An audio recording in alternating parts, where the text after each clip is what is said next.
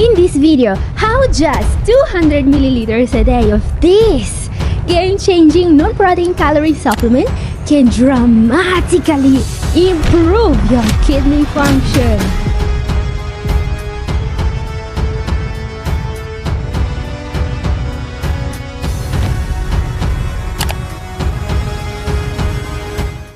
These are amazing results. You seem to have made a remarkable recovery.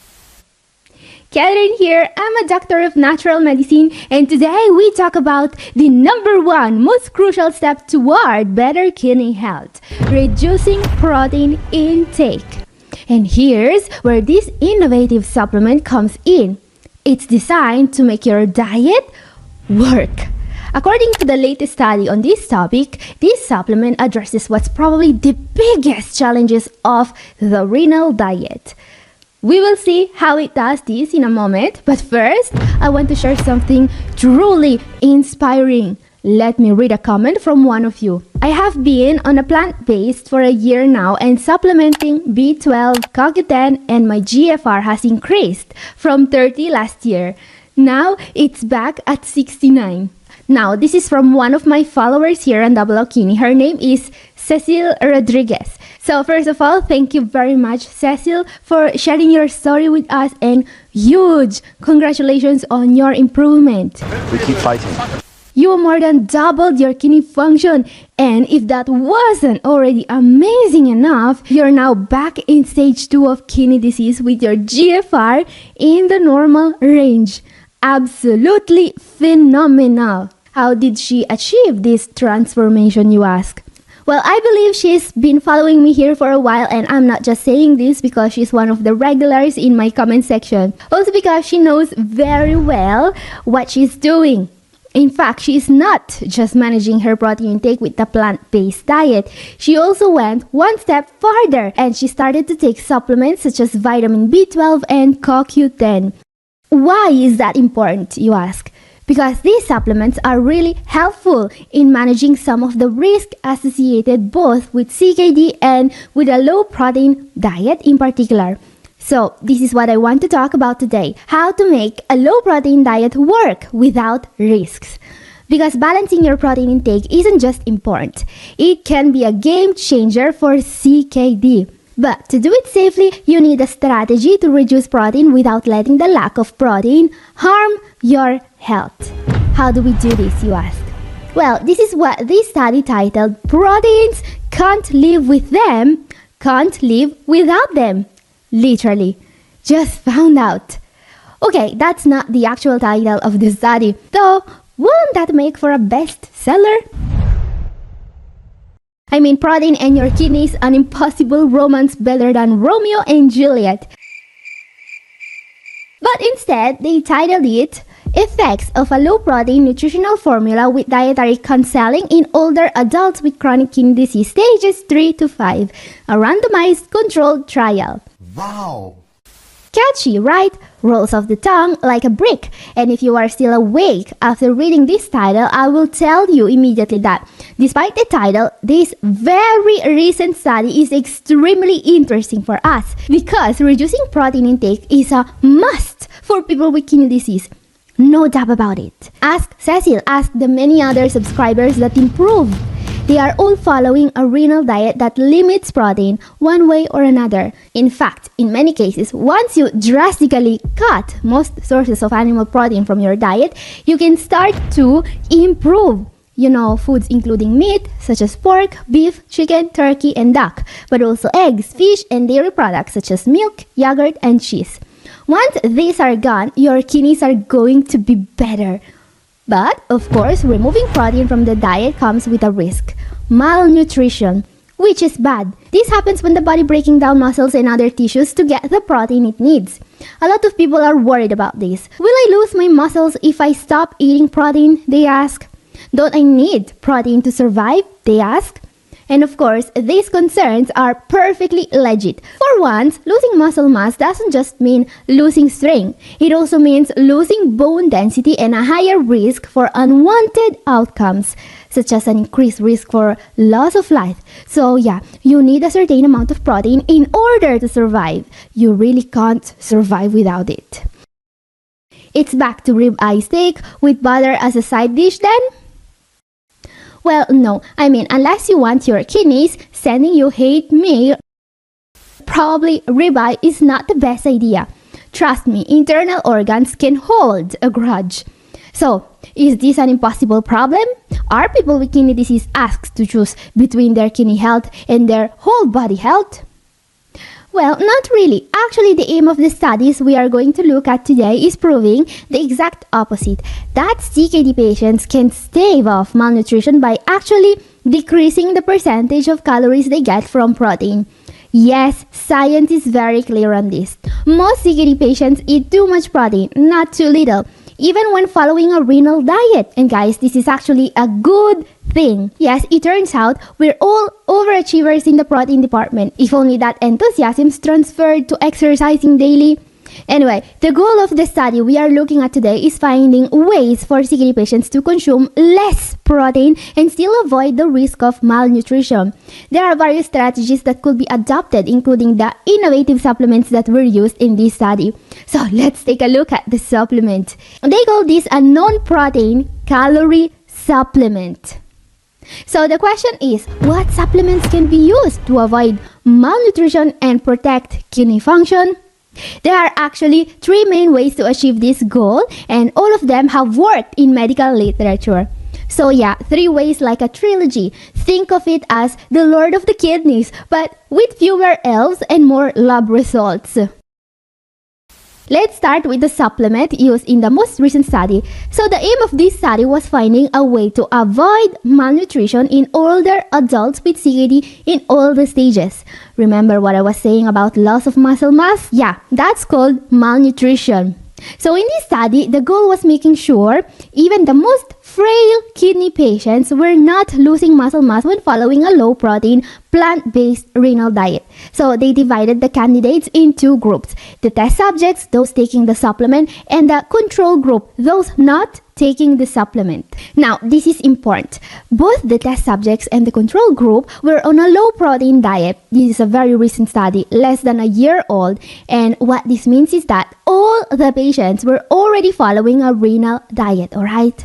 Yeah, they don't use patients not following a renal diet as a control anymore today, because we already know that patients following a renal diet are going to be better. They used to do this in the past in studies about other supplements, but it was hard to tell if the improvement the test subjects were having were due to the renal diet or the supplementation.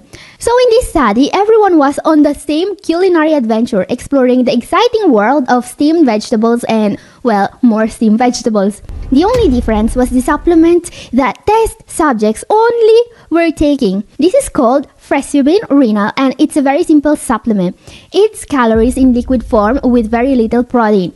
In other words, it's like a smoothie but stripped down to the bare essentials. So lots of calories, little protein content, and they also added many of those nutrients most CKD patients need the most: iron, magnesium, vitamin B12, and other B vitamins, vitamin D3, and more.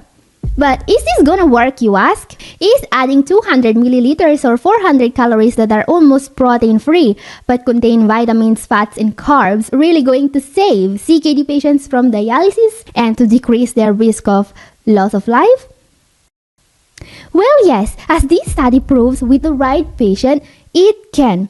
In fact, as we can see, after just 3 months, test subjects were better. They weren't suffering from signs of physical deterioration anymore. So less muscle loss, less anemia, less bone density loss, and less risk of loss of life. Now guys, please keep in mind that I'm talking about this supplement from Fresenius just because they recently published a study about it. This is not the only non-protein calorie supplement available. Alternatives include Nepro, Renal Cal, Suplina, and more. All of these could be life-saving in the right scenario. So what's the catch, you ask? Well, actually, there's one thing you need to know before even thinking about using any of these supplements. In fact, not all patients will benefit from them, and we will see why in a moment. Before that, there's another comment I want to read you. Okay guys, I started this video with one amazing comment, but there is another one from my last video that I just have to share. I believe it's from one of my patients. Her YouTube name is Flora Uga. Apologies if I'm mispronouncing your name. And she says, the consultation went well with you. I am free of stage 4 now. Thank you. And that's all. That's the whole comment. Wow. Just wow. That's absolutely incredible. But let me tell you something. This isn't the first time I received a comment like this. And every single time I'm left dumbfounded. Don't get me wrong. I'm extremely happy when one of my patients makes an improvement. Of course, I am. Especially an improvement as massive as moving from stage 4 back to stage 3 of CKD. And I'm so grateful that Flora decided to share her progress here on the channel. I mean, it's a great feeling knowing I've done a good job. But what's upsetting about this comment, you ask? Isn't it just a glowing review? Well, yes, Flora is happy and she left me a public thank you. But here's the thing. This is an Amazon, guys. I'm not out here selling a patented kidney repair method with a promise of taking you from stage 4 to stage 3 in one magical 1-hour counseling session. That would be insane. If I could do that, you'd see me outside the Nobel Prize Committee's headquarters, banging on their doors, yelling, "Hey, I cured kidney disease. Where's my Nobel Prize? And where's my statue?" But you don't see me doing that, do you? Because that's not how any of this works. Of course, the ultimate goal is improvement. That's why we're all here, right? And yes, I aim to make an impact from the very first consultation. That's why I always give my patients as much actionable information as possible right from the start. I design personalized diets, provide supplement recommendations, and give you the tools you need to make real changes. But let's be real, improvements like Flora's don't happen overnight. Moving from stage 4 back to stage 3, that's huge, a real achievement worth celebrating. When a patient improves like this, it's not just a nice result. It's a monumental achievement that reflects a lot of hard work, dedication, and persistence. Kidney disease doesn't just get better because of one change. It takes effort, discipline, and consistency on top of the right guidance. So if you've made progress like Flora has, take a moment to truly celebrate it. Don't take it for granted. It's proof that you've taken control of your health and fought back against something that most people think is impossible to reverse. And that's worth shouting from the rooftops. So keep going, keep pushing, and keep proving what's possible. Let's make it happen. And thank you again, Flora Yuga, for leaving the comment. And congratulations again for the improvement. Okay guys, with that said, let's get back to the life-saving supplement. Because as I was saying, the benefits some patients could have from these are huge. I'm not just talking about, protecting your kidneys, but also about reducing the risk for anemia, bone loss, and more. But how did they achieve this, you ask? Well, let's take a look at how this non-protein calorie supplement is made. So looking at the nutritional values, we can see this has lots of calories and they also added many of those nutrients most CKD patients need the most. Iron, magnesium, vitamin B12 and other B vitamins, vitamin D3 and more. It's like they threw in everything but the kitchen sink and well, they had to. But the most important part is this. This supplement only has 3 grams of protein per 200 calories. That's very little protein. Just enough to, make sure a patient that can only eat this supplement doesn't suffer malnutrition. In fact, this supplement is also made for patients that cannot eat normal food due to their health. So they put in the bare minimum protein in order for the patient to avoid malnutrition. 3 grams of protein per 200 kilocalories is very little. It's about half the protein per calorie in potatoes, alright? Plus, it has all the micronutrient you need, and this makes it ideal for those patients that need to increase their caloric intake. So, if you are someone who is struggling to keep their weight on, this could really help you. So, the question is, do you need this supplement? Well, the thing here is that I don't really recommend this supplement to most kidney patients. This supplement is only going to help those people who are really having a hard time getting enough calories every day. Those patients that really cannot eat enough because they have nausea. Those patients that are still losing weight despite following all the instructions given to, eat more food.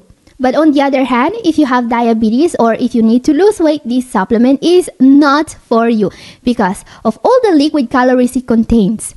Remember that liquid calories like those you will get from juices or sodas and, well, these kind of supplements are not satiating at all. So now the question is, what to do to still have the benefits this supplement can offer, namely avoiding muscle loss, bone density loss, and anemia, but without the extra calories? Well, the main thing you should look into in this case are keto analogs. So keto analogs are different from the supplement we have just seen because they have no problem at all in them, nor calories. Keto analogs are a special type of amino acids that patients are supposed to be prescribed when they follow a low-protein diet. Why, you ask? Because they contain amino acids, the building block of protein and of the human body, but without any nitrogen. Nitrogen is one of the reasons why protein is so bad for the kidneys. So we remove the nitrogen from the amino acids and we can reduce the risk for malnutrition without having to add more calories. Think of keto analogs as the decaf coffee of amino acids. All the flavor, none of the buzz, except in this case, the buzz is what damages the kidneys. So there are a few brands that sell these amino acids including Fresenius and Albutrix, and they are not cheap. But if you are on the renal diet and want to make sure you are not risking malnutrition, keto analogs can be extremely helpful. But again, these only help if you are already getting enough calories, alright? If you are losing weight and you don't need to lose weight, keto analogs are not going to help. Now guys, for most patients, however, the problem is not getting enough protein. The problem is getting too much protein. So let's talk about the reason why most CKD patients cannot improve. One of the most authoritative studies about kidney disease seems to have found the answer to this question. This paper has outlined what can be considered the number one problem with the renal diet. As we can see, for most patients, it's difficult to control daily protein intake. So what this means is that it's a lot easier for CKD patients to eat too much protein even when following a renal diet than to eat too little protein, even when under the guidance of registered dietitians. So this is a problem because, as we have seen, increasing protein intake above a certain threshold does not protect from malnutrition. It only makes kidney disease progress faster. The solution? Adding low-protein staple foods to your diet. And if you want to know more about low-protein staple foods, my video up here is for you. And the 10 foods a CKD patient is eating every day to reverse Stage 5 kidney disease. Sometimes the unthinkable happens. You think you've hit rock bottom, but life's got a talent for digging even deeper. Case in point, a man staring down the barrel of stage 5 kidney disease. All hope drained, all options exhausted, only dialysis as his last resort. He's put on the fast track to a dialysis clinic. He braces for the worst. I mean, seriously, how much worse could it get?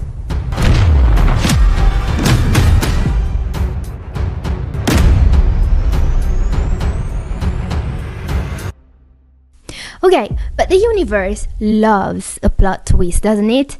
Because guess what? Even dialysis failed him. And what's left when even the life raft sinks? Well, first of all, you gotta stay relaxed. Here's where the story takes a turn that will make even Hollywood jealous. Just when it seemed all was lost, our guy did the unthinkable. With some serious diet changes and lifestyle tweaks, he didn't just tread water, he swam back to shore. Stage 5 to stage 4 with a GFR boost that had the doctors double-checking their charts. And today, we are going to see exactly how this man eats every day.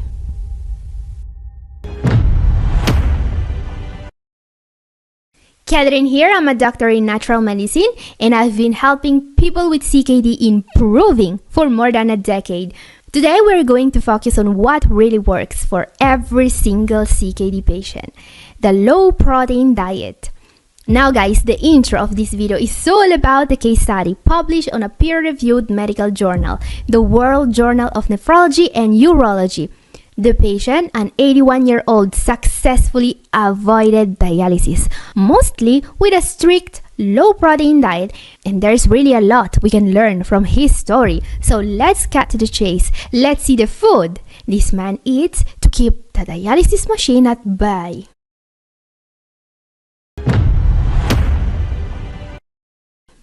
Let's start with the only food group that's basically protein-free. Do you know what food group I'm referring to?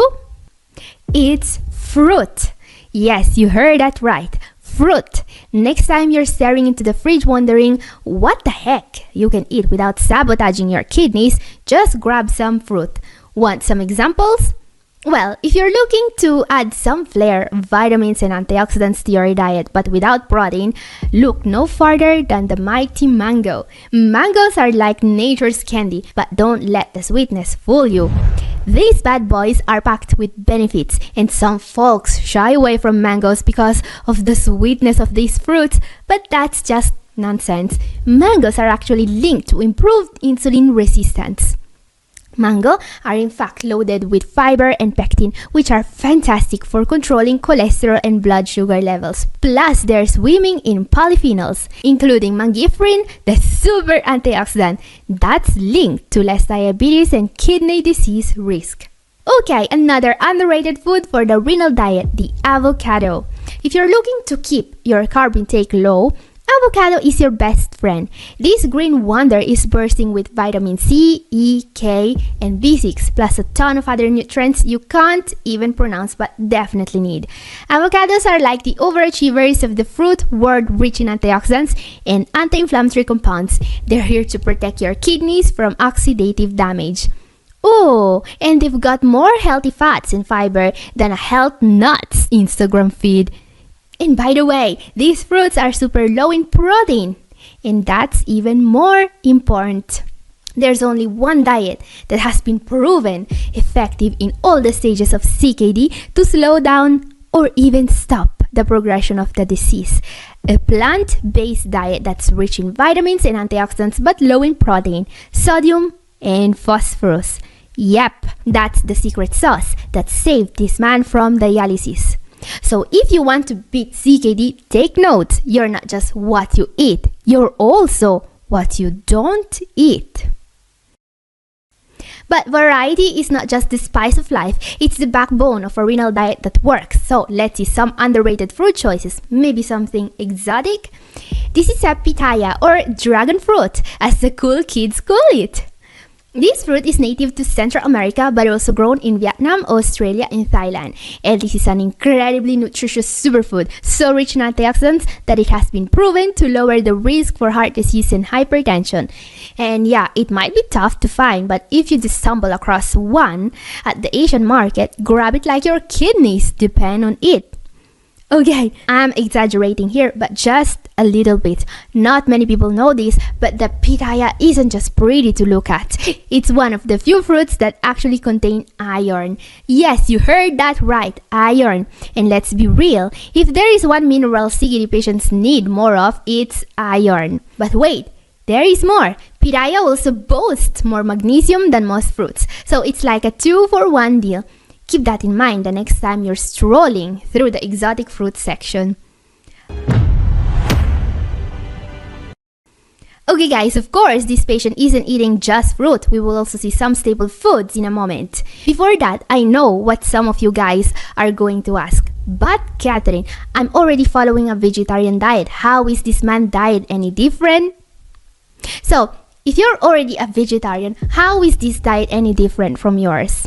Well guys, there is a huge difference between being a vegetarian or vegan and following a renal diet. So here's the thing, veganism is a lifestyle, alright? Here's the deal, veganism is a lifestyle, right?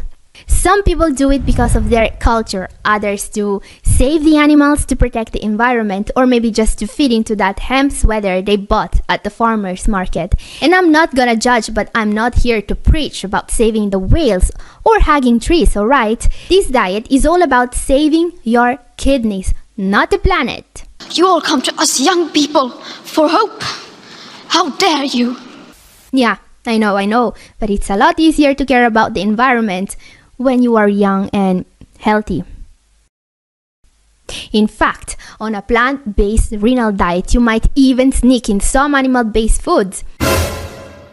That's right, vegans, clutch your pearls. Some of my patients eat egg whites. Why? because they're a complete protein with barely any phosphorus. But of course, this only works if your total protein intake stays low enough to keep your kidneys happy. On the flip side, you might need to avoid certain veggies that are packing more protein than a gym bros shake. Lentils, black beans, lima beans, yeah, those bad boys are not exactly kidney friendly in this context. So turns out a medical diet is a tad more complicated than just, talking about kale and quinoa like your local activist. Now, back to our stage 5 miracle patient who managed to turn things around and avoid dialysis. But guess what? Kidney failure wasn't the only thing he was dealing with. This patient was also constipated. Yep, you heard that right. Constipation, of all things, was a major hurdle. I know, you're thinking, seriously? He's in stage 5 and can't do dialysis and we're talking about constipation? But here's the kicker. The doctors were spot on in trending this as a big deal. Why? Because the gut isn't just where food goes to hang out. It's a battlefield and your kidneys are right in the line of fire. And the reason is not what you think. Now guys, let me tell you a story. Once upon a time, doctors were obsessed with potassium levels in CKD patients. Their solution was simple. Too much potassium, just stop eating bananas, avocados, tomatoes, and potatoes. Boom! And boom! Problem solved. Except, not really. Raise your hand if this sounds painfully familiar. And what all this has to do with constipation, you may ask? Well, you see, it turned out that forbidding CKD patients from eating most common fruit and veggies was a bad idea. The reason why that's a bad idea are many, and constipation is definitely one of them. In fact, as we can read, what happens when a CKD patient is deprived of the most common fruits and veggies is that they don't get enough fiber and they may become constipated. Now, when you are constipated, the food you eat spends way more time in your intestine, alright? What this tends to cause is, a raise in your serum potassium levels. Yeah, for many patients, avoiding bananas is the cause of hyperkalemia. Talk about irony. But if serum potassium levels are more correlated to how much time food spends in your intestine than the actual potassium content of the food you eat, what about uremic toxins, you may ask? Isn't a patient who has constipation more likely to have high creatinine and high urea and uric acid as well? Well, if you really thought that, congratulations. I'm something of a scientist myself. In fact, one of the ways in which the new diet this patient started helped him was by reducing the amount of uremic toxins he was absorbing from food. And now you may ask, Catherine, what foods should we eat to improve gut health and lower toxin absorption in the gut? Well, there are a few foods that are great to reduce transit time in the gut. Most famous probably are plums and prunes. Yeah, if you have ever suffered from constipation, they are probably one of the first remedies you tried, and probably with some success. Plums are packed with sorbitol and phenolic compounds, which are just fancy words for nature's laxatives. Plus, they're a solid addition to any renal diet. Plums belongs to the same family as peaches, nectarines, and apricots, and they're even richer in antioxidants than these fruits, especially anthocyanins, a specific type of polyphenols that gives them their dark color. And guys, when it comes to antioxidants, more is always better. Load up like it's Black Friday and they're on sale. Now, plums are in season right now, which is awesome, but prunes, those little shred powerhouses, are available year-round. They've got most of the same benefits with just one catch. They're dried, meaning they've got more calories and minerals per bite. So if you're adding prunes to your lineup, remember that moderation is key. Now, a little known food combination that can also work to relieve constipation is papaya and flaxseed. These two are like the Batman and Robin of bowel movements. You see, these foods both help the good functioning of the intestine since papaya is rich in fiber and beta-carotene, and it also contains an enzyme called papain. Papain can help digestion, and it is also considered a remedy for constipation and other symptoms of irritable bowel syndrome. Flaxseed, on the other hand, is a source of both soluble and insoluble fiber, which helps with intestinal transit. A great combination of foods to improve gut health. Speaking of gut-saving heroes, let's not forget the kiwi fruit. The amount of health benefits these little fruit packs never cease to amaze me. In fact, the kiwi is not just one of the foods that are richest in vitamin C. It's also linked to direct improvements in your blood pressure. Not to mention that kiwis are also rich in sorbitol, the natural laxative plums have, and in an enzyme called actinidin, which also aids in digestion. And guys, fruits like this should be the backbone of your diet. Pile them high, eat them often, and don't sweat the potassium. If your potassium is high, you might actually need more fruit, not less. Now, I can hear the diabetes crowd in the back going, but won't all that fruit spike my blood sugar? And that's a good observation. Of course, you should pay attention at the amount of carbs you eat if you have diabetes. But here's the thing, while all fruits are low in protein, not all of them are rich in carbs. Take avocados, olives, and coconuts for example. These are like the rebel fruits. They're richer in healthy fats than carbs, making them perfect for people with diabetes. Plus, fruits are nutrient dense but low in calories, which means they're a dream come true for anyone trying to shed some pounds. And guys, that's literally how you flip the bird to diabetes. And let's talk about science for a second. Recent research is starting to challenge the old notion that sugar spikes your insulin more than protein. What? Now, I'm not suggesting that you eat refined sugar or ultra-processed carbs. That stuff is never healthy. But before you even think about cutting fruit from your diet, make sure you have already removed all the protein you can. Seriously, your kidneys will thank you later. Okay guys, it looks like this whole renal diet concept is more complicated than it looks on the surface. Yeah, welcome to my world. But actually, the most complicated part of the renal diet is not, keeping up to date about the most recent guidelines. It's the personalization. Many plant-based foods have health benefits, but CKD patients can't eat an infinite amount of food every day, and this, of course, makes finding the perfect food items to add to the diet of a patient even more crucial. How to do that? Well, maybe I can help. As some of you already know, I've started offering remote one-on-one video naturopathic consultations, which means that I have already met some fantastic people from my audience that are very knowledgeable about their health and very determined to improve it.